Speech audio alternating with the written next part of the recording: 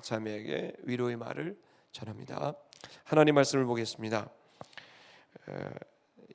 요한복음 7장 31절입니다.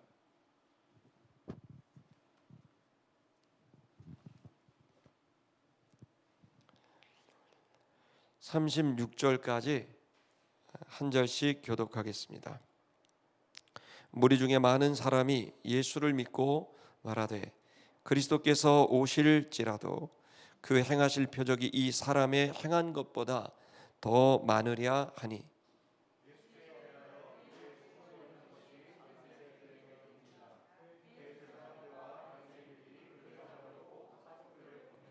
예수께서 이르시되 내가 너희와 함께 조금 더 있다가 나를 보내신 이에게로 돌아가겠노라.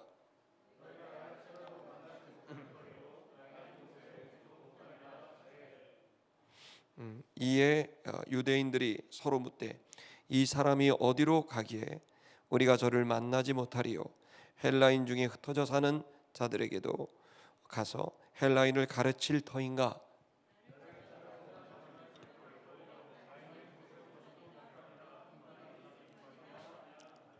아멘.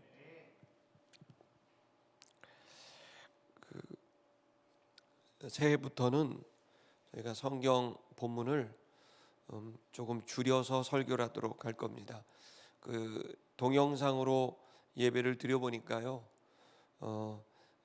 설교 시간이 40분 이상이 되면 사실 굉장히 좀 어려운 이제 상황인 것 같습니다. 그래서 비대면 상황이 쉽게 끝날 것 같지 않아서 저희가 당분간은 그동안 이제 헬라어나 또 히브리어는 문장이 정확하게 구분이 되어 있습니다. 문장 표시가.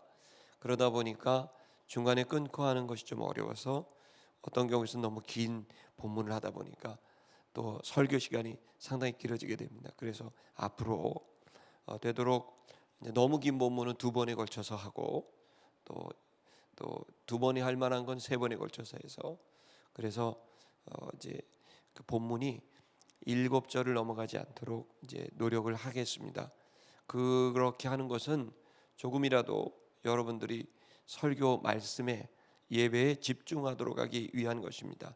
그러니까 여러분 이해하시고 여러분들도 또 더 많이 좀 집중해 주셔서 예배가 현장에 오던 또 현장에 오지 않던 여러분의 예배가 신령과 진정으로 드리게 되기를 주의 이름으로 축복합니다.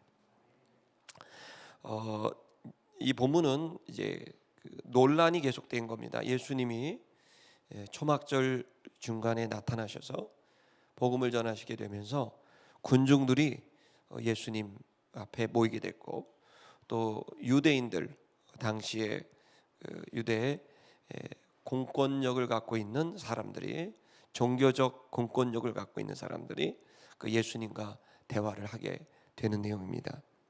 논란이 이어집니다. 그 논란이 이어지게 되자 그것은 뭐냐면 이 예수가 그리스도냐라는 논란입니다. 그렇게 됐을 때 예수님께서는 그 논란을 보시고 자신이 누구인지를 아주 명확하게 밝히십니다. 그 자신을 밝히게 되자 오늘 본문에서는 2가지 부류로 반응이 나타납니다.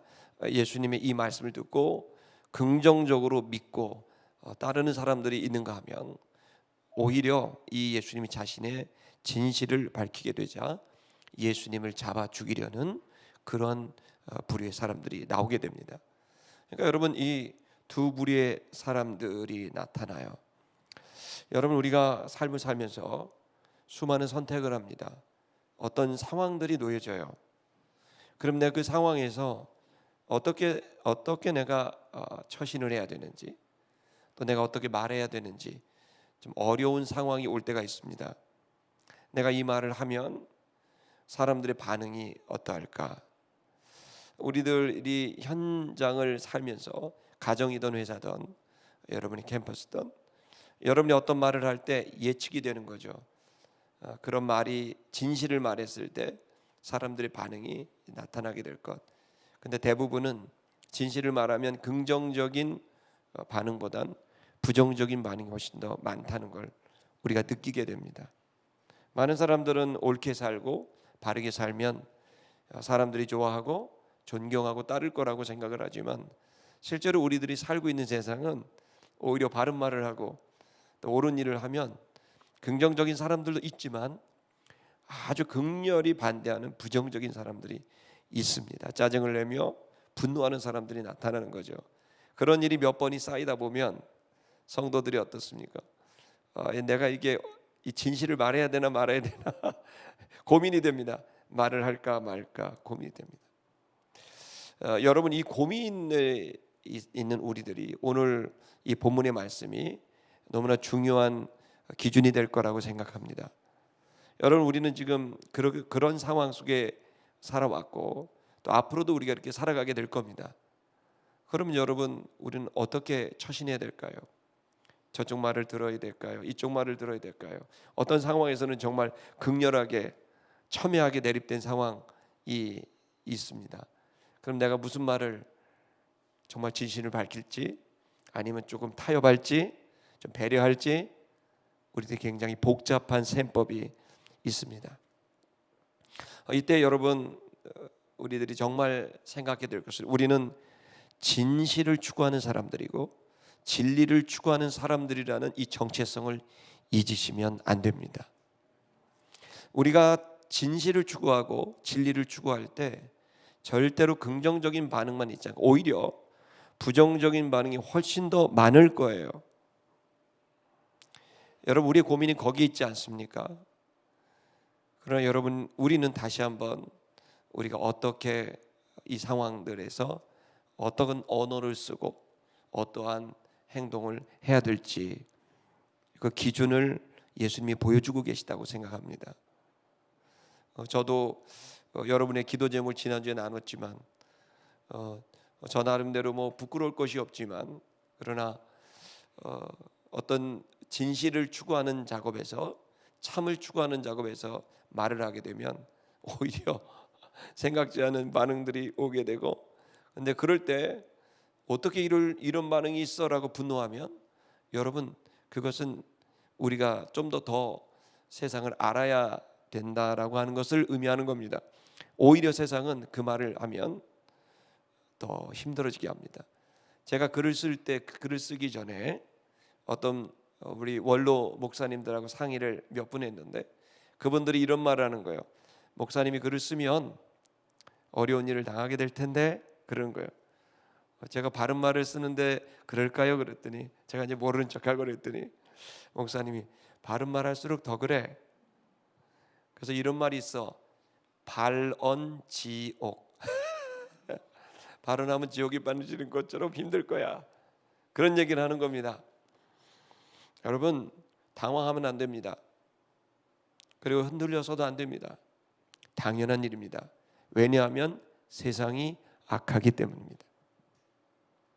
이 세상이 악하다라고 하는 이 사실을 여러분 머릿속에 넣어야 됩니다. 공중권세를 잡은 거짓의 아비, 반역의 아비가 이 세상을 정사와 권세와 이 어둠의 세상 주관자들과 하늘에 있는 악의 영들이 이 세상 가운데 크게 역사한다는 사실을 여러분이 깨닫게 되기를 축복합니다.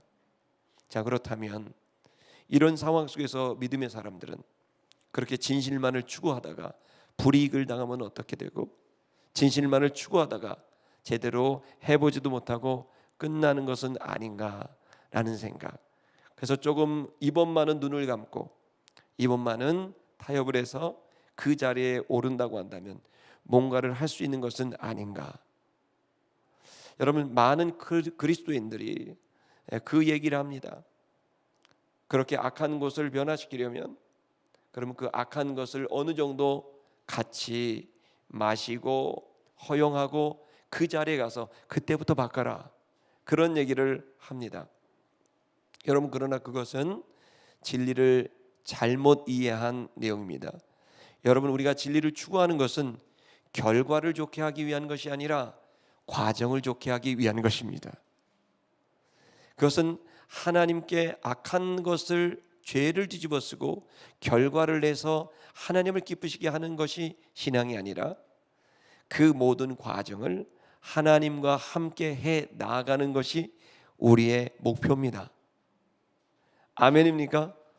하나님은 결과를 받고 열매를 받는다는 얘기는 우리의 어떤 일의 끝을 받는다는 얘기가 아니라 그 모든 과정 속에 있는 우리의 인격과 우리의 헌신의 열매를 받는다는 말입니다. 그러면 기독교에서 가장 중요한 것은 결과가 아니라 주님과 동행하는 일이에요. 여러분, 지금 우리들은 하나님의 아들이라는 우리 많은 청년들 오늘 이 예배를 드리게 될 텐데, 여러분이 처해져 있는 상황이 대단히 복잡한 셈법이 오고 가는 일이 있을 수 있습니다. 그래서 많은 사람들은 흔들립니다. 흔들린 이유가 뭘까요? 그것은 그 세상 속에서 제대로 처신하지 않으면 불이익을 당할 수 있고 또 성취를 얻기가 어려운, 기회를 얻지 못할 거라는 두려움이 깔려 있는 겁니다. 그러나 여러분, 저는 여러분에게 도전합니다. 세상에서 너무 성공하려고 그러지 마세요. 그렇다고 하나님 영광 받는 거 아니에요. 하나님 영광 받으시는 것은 그 모든 과정, 매 순간마다 하나님이 기뻐하시는 것을 생각하고 하나님과 동행하며 가는 것, 그것이 하나님이 기뻐하는 일입니다. 공의와 사랑을 선택하는 것, 그것이 하나님의 뜻입니다. 그것이 하나님께 영광을 돌리는 일입니다. 여러분, 지금 우리가 흔들리는 이유는 사람, 또 내가 생각한 어떠한 목표, 그것의 중심으로 사고하기 때문에 흔들리는 거예요. 여러분, 예수님이 흔들리지 않은 이유가 뭘까요? 하나님을 중심으로 사고하셨고 말하셨고 사셨기 때문입니다. 자, 우리가 흔들리지 않고 갈 수 있는 길이 뭘까요? 회전하는 그림자가 없는, 모든 우주의 모든 만물의 중심이 되시는, 모든 것이 그로 말미암았고 지금도 그로 말미암아 되어져 가고 있고 모든 것이 그에게 이르게 되는 그 중심 되신 주님을 바라보게 되면 거기로부터 흔들리지 않고 갈 수 있는 담대함이 생깁니다. 여러분, 신념을 가져야 합니다. 저와 여러분이 사는 세상이 여러분의 신념을 흔들어 놓을 것입니다. 그러나 여러분, 나는 주로 인하여 살리라. 나는 주를 바라보며 살리라. 주의 진리를 계승하며 주의 은혜를 나누며 살리라. 나는 성공이 중요한 것이 아니라 주님이 중요하다. 이 신념을 갖고 가게 됐을 때 여러분이 설사 회사에서 또 여러분의 일터에서 그래요, 사람들이 부러워할 만한 자리에 못 갈 수 있어요. 그러나 여러분, 그것을 두려워하지 마세요. 여러분이 두려워할 분은 하나님입니다. 왜 여러분이 사람들을 두려워하고 세상을 두려워합니까? 왜 그렇게 그 결정하는데 두려워합니까? 하나님을 두려워하지 않기 때문입니다. 하나님을 두려워하면 세상을 두려워하지 않습니다. 근데 세상이 두려우면 한마디로 내가 하나님 두려워하지 않는 거예요. 그러므로 우리는 하나님을 두려워하느냐, 하나님을 사랑하느냐, 이게 중요해요. 사람들의 반응 중요하죠. 그러나 아주 중요하지 않아요. 반드시 여러분이 진실을 말해도 다 긍정으로, 다 그것을 옳다고 말하지 않을 거예요. 오히려 거짓과 반역으로 공격할 수도 있어요. 그러나 여러분, 우리는 어차피 그런 세상에 살아가고 있습니다. 주님을 바라보고 주님과 믿음으로 하나가 되는 일, 여러분, 그것이 흔들리지 않는 유일한 방법입니다. 그것이 세상을 이기는 길인 걸 믿습니다. 믿음은 세상을 이깁니다. 여러분, 믿음은 바로 주님과 하나가 된다는 뜻입니다. 그의 의견이 내 의견이 되고 그의 꿈이 나의 꿈이 되고 그의 지혜와 능력이 나의 것이 되는, 믿음은 하나가 되는 거예요. 자, 그렇다면 여러분, 지금 우리가 흔들리는 이유는 주님과 하나가 되고 있지 못하기 때문이죠. 주님을 믿지 못하고 있고 주님을 붙들지 못하고 있는 거죠. 반대로 말합니다. 흔들리시는 여러분, 주님을 붙드셔야 됩니다. 주님을 믿으셔야 합니다. 그리고 그 주님이 여러분에게 놀라운 은혜를 허락하실 것입니다. 할렐루야. 자, 여러분, 이렇게 흔들립니다. 우리는 이 논란이 벌어질 때 예수님께서는 본인을 정확히 밝히셨죠. 그러자 두 부류의 사람으로 나눠지게 됩니다. 한번 좀 보실까요? 31절을 보면 많은 사람들이, 무리 중에 많은 사람들이 예수를 믿었습니다. 여러분, 긍정적 반응이 있습니다. 아멘. 많은 사람이 예수님을 믿었습니다. 예수님의 이런 어떻게 보면 황당하게 들릴 수 있는, 그렇죠? 나는 어디로부터 왔는지 난 안다. 나를 보내신 이가 아버지다. 나는 그로 말미암았다. 그가 나를 보냈다. 이런 이야기들은 대단히 어려운, 그래서 참남죄라는, 유대인들이, 바리새인들이 참남죄라는 죄목을 덮어 씌우게 된 것은 예수님 스스로가 바로 하늘로서 온 그리스도요, 하나님의 아들이라고 밝힌 이 얘기는, 여러분, 어떤 사람들에게는 그것을 얘기를 들을 때 믿음이 생겼고, 어떤 사람들은 그것을 들을 때 분노가 생기게 된 거죠. 자, 여기에 믿음을 갖게 된 사람들이 있습니다. 자, 이들이 왜 믿었는지 뭘까요? 그들이 말을 했습니다. 그리스도가 온 때라도, 실제로 그리스도가 온다고 하여도 그가 이 사람이 행한, 이 예수가 행한 표적보다 더 많은 걸 행할 수가 없다. 무슨 얘기예요? 그리스도라는 거예요. 진짜 그리스도가 와도 이 예수가 행한 것보다 더 많은 걸 행할 수는 없다. 여러분은 지금 7장을 읽지만 요한복음은 시간의 흐름으로 기록한 게 아니고요, 메시지로, 진리로 이제 편집이 된 그런 성경입니다. 그래서 이 본문의 시기는 예수님이 이제 공생애가 거의 끝날 즈음, 거의 한 3년 정도 가까운 시기에 있었던 사건으로 우리 이해됩니다. 그러니까 3년 동안, 가까운 3년 동안 얼마나 많은 기적이 일어났겠어요. 여러분, 사복음서 읽어보세요. 수많은 기적들이 일어나죠. 자, 이 기적들이 이 가까운 촌동네에서 소문이 당연히 퍼지죠. 그러니까 예수는 이미 어마어마한 그런 관심의 대상이고, 그 당시에 그야말로 정말 뜨거운 사람이었습니다. 자, 이분에 대한 기대는 너무 커서 예수님이 6월절에 들어가실 때 얼마나 많은 사람들이 그리스도가 왔다고 환영했는지 모릅니다. 그런 정도로 많은 사람들이 예수의 기적을 그리스도의 표적으로 이해하고 있었던 거죠. 자, 맞는 얘기입니다. 자, 우리가 볼 때 이런 긍정적인 반응이 있는가 하면 부정적인 반응도 있습니다. 32절을 보면 바리새인들이 들었습니다. 예수에 대하여 사람들이 수군거리는 소리를 들었습니다. 그 내용이 뭘까요? 바로 위에 있는 내용입니다. 그리스도가 와도 예수가 행한 것보다 더 행할 수 없다. 이런 얘기를 들으니까 예수를 그리스도로 보고 있는 이 사람들의 얘기를 듣게 됐습니다. 그리고 이들은 또 예수가 직접 내가 하늘로서 내려온 산떡이라고 이야기를 듣지 않았습니까? 그런데 이들은 이 얘기를 들을 때 믿음이 생긴 게 아니라 어떻게 돼요? 분노가 생겼습니다. 자, 이들은 대제사장들, 바리새인들, 이 사람들이 이제 연합을 합니다. 죄는 연합을 합니다. 악한 건 연합을 잘합니다. 그래서 바리새파들만 한 게 아니라 사두개파, 즉 제사장들도 함께합니다. 양대 파죠. 사두개파, 바리새파가 함께 사람을 보냈습니다. 왜 보냈어요? 예수를 잡으려고 보낸 겁니다. 자, 여러분, 우리가 참 신기하게도 우리 현장에서는 하나님의 사람들이 진실을 추구하고 또 그리고 이 진실을, 또 진리를 이게 추구하게 돼서 말하면 엄청난 어려움이 오게 돼요.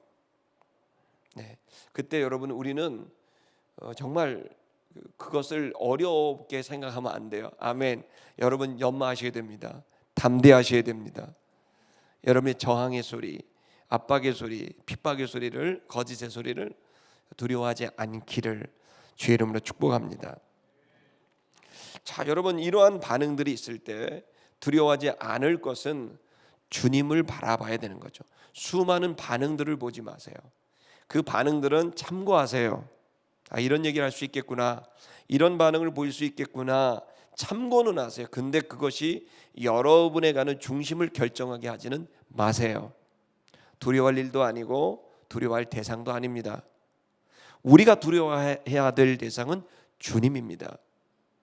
또한 주님을 섬기지 않은 악한 자들, 죄를 범한 자들이 성공을 해요.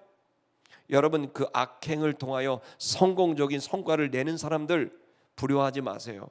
그 머리 위에 숯불을 계속 쌓는 것과 똑같아요. 어느 날이 되면 그 숯불이 와장창 무너지게 됐을 때 그의 쌓은 죄가 그를 멸망에 이르게 한다는 걸 깨닫길 축복합니다. 그러니 악행을 통하여 성공을, 돈을 거머쥐고 권력을 거머쥐고 사람들을 거머쥐는 그 사람들 하나도 부러워하지 마세요. 오히려 염려하고 위하여 기도해 줘야 돼요.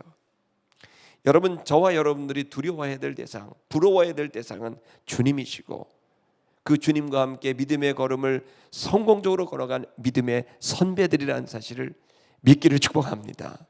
이 신념을 가져야 됩니다. 인생을 사는 이 원리를 가지고 여러분이 가게 되기를 바랍니다. 자, 여러분, 이렇게 우리들은 어려운 상황에 놓여 있을 뿐만 아니라 또 하나의 어려운 상황이 있는데 그것은 시간의 한계입니다. 33절을 보십시다. 거기 보면 예수께서 그런 상황에서 말씀을 꺼내셨습니다. 내가 더 짧은 시간을 너희와 함께 있을 것이다. 짧은 시간을 있을 것이다. 그리고 나는 나를 보내신 이에게로 돌아갈 것이다. 그러면서 얘기하시면 34절, 너희가 나를 찾아도 나를 만나지 못할 것이고 내가 있는 곳에 너희는 오지 못할 것이다. 이렇게 얘기를 합니다. 자, 무슨 얘기입니까? 예수님이 이제 공생애가 거의 끝나가는 거죠. 자, 얼마 후가 되면 온 인류를 위한 그의 대속의 죽음이, 십자가의 죽음이 기다리고 있습니다. 그리고 그것을 마치고 나면 내가 왔던 아버지의 품으로 다시 돌아가게 될 거라는 이 말씀을 하신 거죠. 자, 자세히 보십시오. 이 말을 왜 유대인들한테, 바리새인들, 사두개인들 그리고 군중들에게 했을까요? 구원의 기회는 열려 있지만 구원의 때는 언제까지나 있지 않다는 겁니다. 여러분, 이곳에서 우리가 느껴야 될, 깨달아야 될 말씀은 시간의 한계입니다. 나의 한계. 여러분, 지금 우리들이 많은 시간들이 있지 않습니다. 생각보다 많지 않습니다. 지금 이 11시 예배는 청년들이 많이 들어오는 걸 알고 있는데, 청년 여러분, 여러분들에게도 제가 말을 하는 건 꼰대처럼 들릴지 몰라요. 하지만 여러분, 그래도 한번 들어보세요. 시간이 많지 않아요. 생각보다 많지 않아요. 우선은 여러분의 시간이, 우리는 너무나 많은 여기에 있는 이 갈등 구조, 이 복잡한 상황 속에 염려하며 걱정하며 우리의 시간들이 계속 날아가지 않습니까? 우리는 계속해서 어떤 하나님께서 나에게 준 사명에 몰입도 있게 집중하지 못하고 현실 속에 여러분 경제적인 또 사람들의 반응 또 사회의 흐름 이런 것 속에 흔들리면서 고민하고 어떤 경우에는 짜증을 내고 어떤 경우에는 분노하고 어떤 경우에는 걱정하고 불안해하고 여러분 이런 것들로 시간을 낭비하지 않습니까? 여러분과 제가 개인적인 삶이 있지만 여러분 또한 우리가 정말 70년 80년이 보장됐냐? 그렇지도 않습니다. 질병이 걸릴 수도 있고 사고가 날 수도 있고 여러분 우리는 물론 하나님과 동행하지만 제가 중요한 것은 시간의 양이라기보단 내가 지금 시간의 질을 제대로 사용하고 있느냐 그러한 의미에서 우리의 시간에 한계가 있다는 걸 이해하고 인식해야 됩니다. 마치 모래시계가 거꾸로 모래가 밑으로 빠져나가듯이 나에게 주어진 이 땅에서의 시간이 지금 이 순간에도 소모되고 있다는 걸 아세요? 여러분에게 조급함을 주자고 하는 것이 아니라 우리에게 주어진 시간의 질을 우리가 어떻게 써야 되느냐 우선순위를 정해야 된다. 우리는 모든 걸 그냥 되는 대로 살면 인생이 되느냐? 아니에요. 그렇게 살면 꼭 후회가 남아요. 왜냐하면 하나님 앞에 서기 때문이죠. 지금 저와 여러분이 어디를 향해 가고 있냐? 이 고민이. 여러분 더 중요한 것은 무엇입니까? 그것은 지금 우리의 때가 우리의 시대적 때가 개인의 때도 없지만 우리 한국 교회 때도 없어요. 지금은 여러분이 이렇게 예배를 나오고 이렇게 영상으로라도 예배를 나오시죠? 이 코로나가 끝났을 때 한국 교회 상황이 어떨까요? 특별히 다음 세대들은 어떨까요? 이렇게 교회가 1년 동안 지난 2007년부터 욕을 먹어왔는데 지난 1년 동안 이렇게 많이 욕을 먹고 이제 교회는 분노의 대상이 됐습니다. 그걸 누가 조작했느냐 안 했느냐 음모론을 떠나서 분명한 사실은 지금 우리는 신앙을 유지하는 것 자체가 어른들도 어려운데 우리 아이들은 어떨까요? 여러분, 더 문제는 시대의 사인을 봐야 돼요. 지금 여러분, 저는 이 시대의 사인을 낙태법으로 보는 겁니다. 낙태법이 뭡니까? 부모가 자식을 죽일 수 있도록 합법적으로 허락해 주는 거예요. 여러분, 부모가 자식을 죽인다는 이 얘기를 물론 어려운 상황에 있는 산모들이 있을 수 있습니다. 본인이 원하지 않은 임신을 강압적으로 당한 사람들에서부터 또 이 임신 출산 이후에 또 임신의 기간과 출산 이후에 그의 삶이 꿈이 송두리째 날아갈 것 같은 상황들이 있는 절박한 상황에 놓여져 있는 사람도 있을 것이고 또 임신이 된 사실을 가족들과 누군가 알았을 때 축하가 아니라 비난의 대상이 될 수도 있는 그 상황에 처해진 사람들도 있을 수 있다고 봅니다. 그러나 그거 다 이해하고 그것이 정말 고통스럽다는 거 받아들일 수 있지만 진짜 우리는 더 생각해야 될 건 그래도 인간은 자식을 죽이면 안 됩니다. 이 낙태법은 이 성경적인 관점에서 최악의 윤리의 지점에 이르렀을 때 나오는 일이 부모가 자식을 죽이는 일이 되는 겁니다. 여러분, 구약 성경에 여러분 전쟁이 일어나고 이스라엘 백성들이 죄악으로 무너지게 됐을 때 그때 먹을 것이 떨어지게 되면 여러 차례 나오는 기록이 무엇입니까? 오늘은 내 아이를 먹고 내일은 네 아이를 먹자. 부모의 생존을 위해서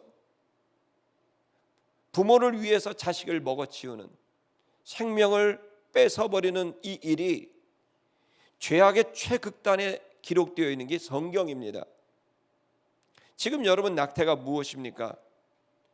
산모의 인권 너무 중요하죠. 그건 너무너무 중요한 일인데 여러분 그러나 우리가 한 걸음 뒤에서 보면 이것은 그 부모가 자식을 죽이는 일인 겁니다. 이 진실은 너무나 불편한 정도가 아니라 이것은 명확한 사실인데 이 이야기를 얘기했을 때 쏟아져 오는 댓글은 가히 상상을 초월하는 댓글이 쏟아져 오더라고요, 저한테. 근데 저는 이 시간 여러분이 얘기합니다. 우리가 인간이 인간됨을 할 수 있는 최종의 일이 뭘까? 내가 아닌 누군가를 가장 사랑하는 대상이 뭘까? 자식입니다.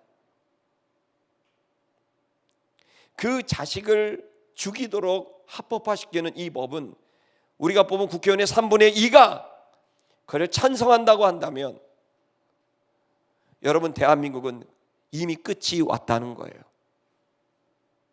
우리의 양심은 마비될 대로 마비됐다는 거예요. 인간의 이기성은 극단에 치달았다는 거예요. 여러분 이것은 신앙적으로 보면 하나의 표적입니다. 이제 한국 교회, 한국 사회에 희망이 있을까요? 여러분 부모들이 죽인 태아의 피가 죽음을 직감한 태아들의 그 외침, 생존을 외침, 그 산산이 잘려나간 태아들의 피와 살덩이가 이 땅을 저주받게 할 수 있다고 저는 생각합니다. 이것만은 안 됩니다. 어쩔 수 없는 상황들은 잃어버린 것이지만 고의적으로 하는 것은 다른 문제가 되는 것이죠. 저는 이 법이 대한민국에 통과된다고 한다면 대한민국은 더 이상 희망이 있겠는가? 여러분, 인간의 최종적인 양심과 관계가 깨어지는 이 법에 대해서 저는 적극적으로 반대할 뿐만 아니라 내가 반대한다고 해도 통과가 될 수 있다고 생각하는데, 그렇다면 저는 이 대한민국과 한국교회가 희망이 사라지지 않는가.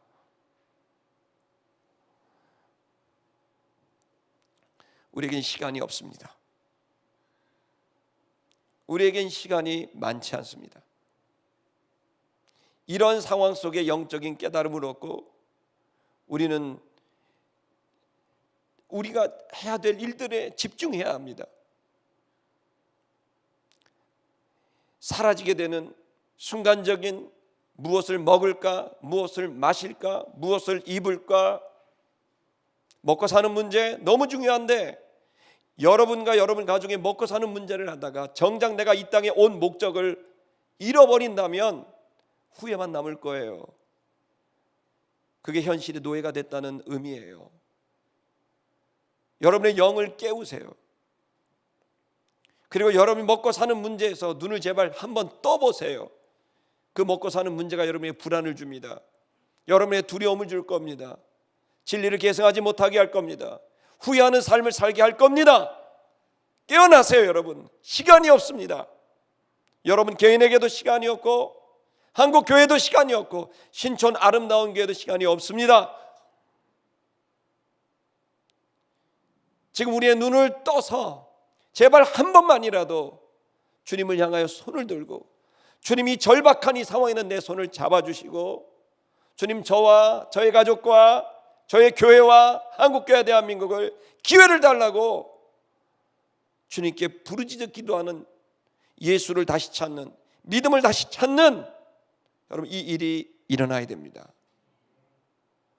예수를 찾아도 찾을 수가 만날 수 없고, 예수가 간 곳은 알아도 갈 수가 없는 시간의 한계, 그 지점이 있는 거예요.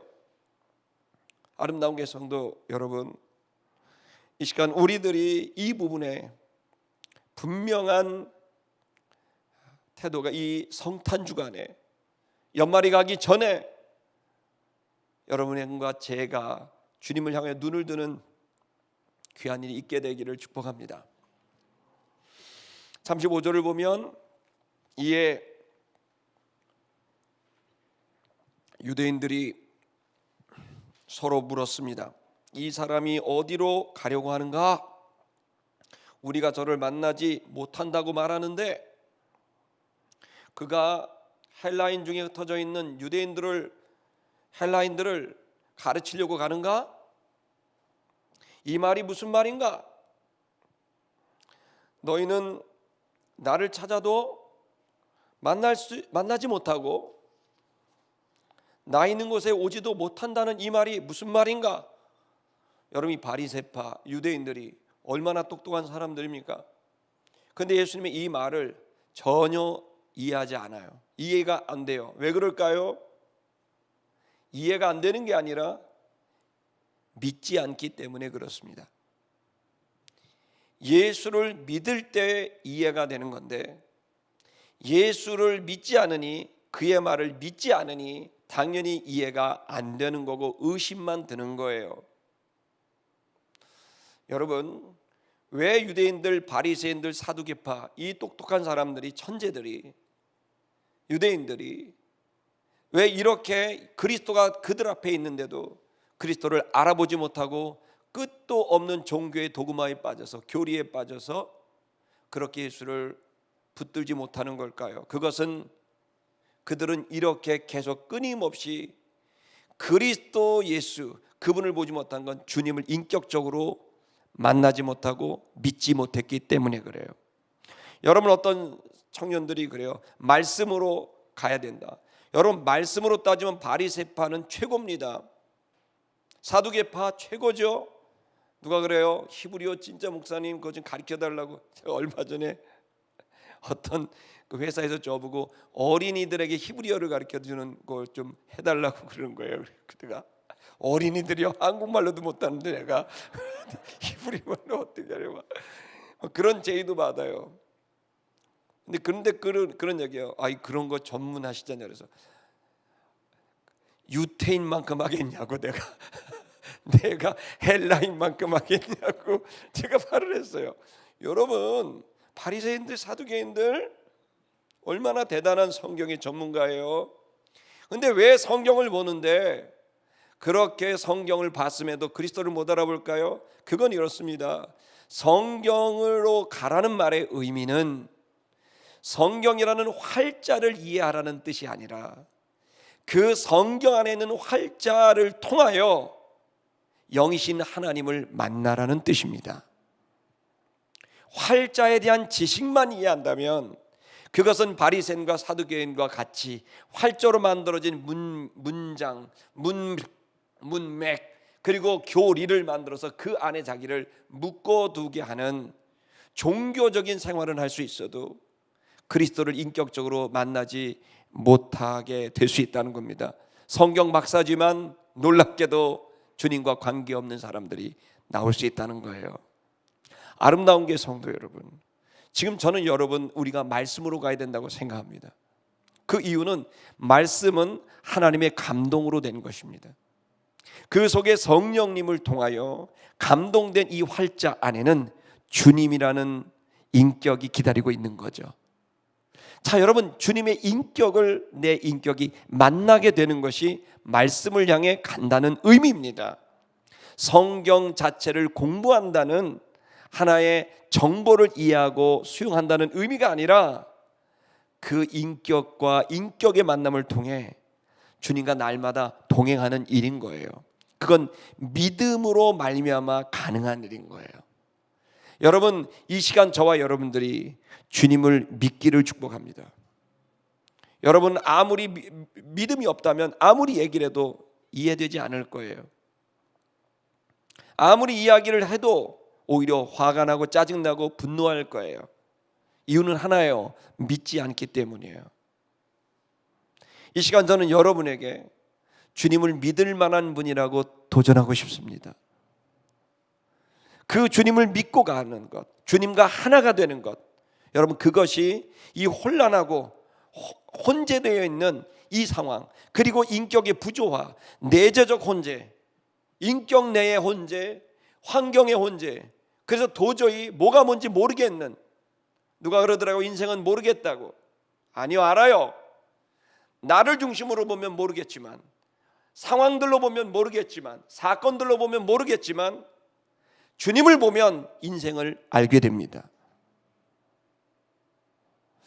여러분 지금 우리가 왜 두려워하고 걱정하고 불안해합니까? 그것은 정말 우리가 붙들어야 될 주님을 믿음으로 붙들지 않기 때문이죠. 여러분 구약 성경에 야곱이라는 사람이 있죠.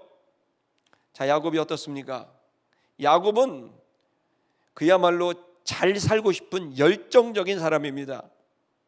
그래서 그는 태중에서 그의 형의 뒤꿈치를 잡고 나옵니다.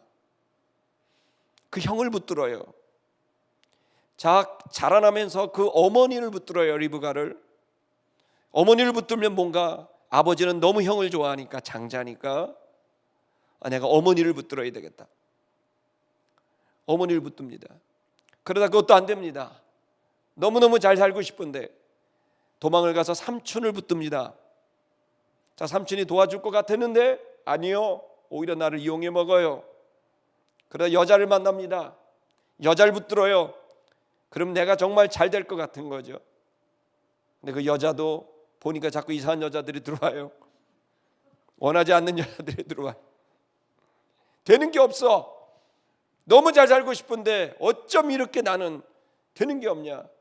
마지막으로 그가 선택한 건 재산이에요.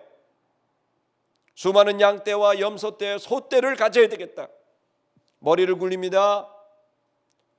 이 소떼, 양떼들에게 아롱진 거 해서 삼촌과의 내기를 통해 많은 재산을 얻습니다. 자, 그리고 그가 돌아갑니다. 재산을 갖고, 자녀들을 갖고, 가족을 갖고, 가족을 붙들고, 재산 붙들고 갑니다. 그런데 마지막 형을 만나러 가는 약복 강가에서 그는 자기 자신이 여전히 두려워하고 있다는 사실을 깨닫게 됐어요. 힘 있는 사람도, 가족도, 돈도 내 이 근본적인 두려움을 해결할 수 없다는 사실을 알게 된 거예요. 아무리 이쁜 부인도, 아무리 예쁜 자식도, 아무리 대단한 재산도, 그 어떤 것도 지금 이 두려움을 해결할 수 없다는 걸 아는 거예요. 복잡해요. 그래서 계속 먼저 보내요. 못 가겠어요. 그는 그 약복강가에서 마지막 붙듭니다. 하나님의 사자를 붙듭니다. 나에게 복을 주십시오. 내가 가야 된다. 안 됩니다. 복을 주고 가야 됩니다. 그의 환도뼈가 부러졌습니다. 그런데도 끝까지 붙들고 내가 누구를 의지하냐? 주님만이 나를 살게 하는 분입니다. 그 야곱이 그 밤을 주님을 놓지 않고 주님을 강하게 붙잡았을 때 그는 그 저녁 야곱이 이스라엘로 바뀌게 되는 체험을 하게 됩니다. 아름다운 게 성도 여러분, 지금 우리가 수많은 상황들을 뭘로 해결할까요? 내 뒷배, 나를 도와주는 교수님, 나를 지원해주는 임원, 나의 어떤 아파트, 통장 잔고, 나의 자식들이 날 보장할까요? 내 남편이, 내 아내가? 너무너무 좋은 사람이고 좋은 의미가 있겠지만 여러분 절대 아닐 거예요. 절대 아니에요. 야곱과 같이 약복강가에 혼자 설 거예요. 여전히 두려운. 여러분, 그 근본적인 두려움의 해결은 주님을 붙드는 일로만 해결이 됩니다. 저는 신천아름다운 우리 모든 성도 여러분이 반드시 이 해가 가기 전에 주님을 꼭 붙들게 되기를 축복합니다. 그리고 여러분 그 일로 인해서 여러분 담대하게 여러분의 삶이 살아가지게 되기를 주의 이름으로 축복합니다. 우리 노래하십시다.